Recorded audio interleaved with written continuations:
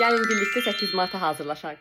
Axşam çox gözəl bir məkana dəvətliyəm və istəyirəm ki, hər zamanki kimi gözəl və parlaq görsənim. Ona görə də bir dənə göz alıcı makyaj.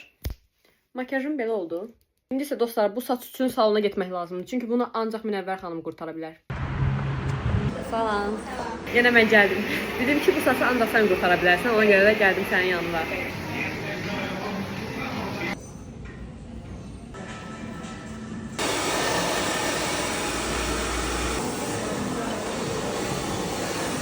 İndi ukladka elədik. Keçirik saç qanlarının təmizlənməsinə.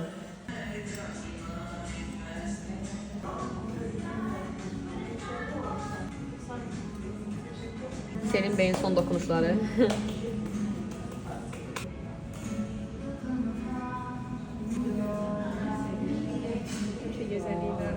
Her zaman gibi çok güzel oldu hakikaten. Bazarsın da bu işi.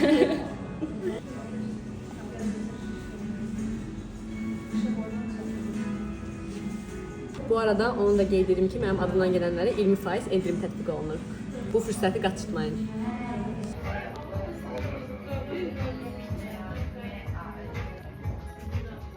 Gözəl və dəyərli xanımlar, sizi 8 Mart Beynəlxalq Qadınlar Günü münasibətilə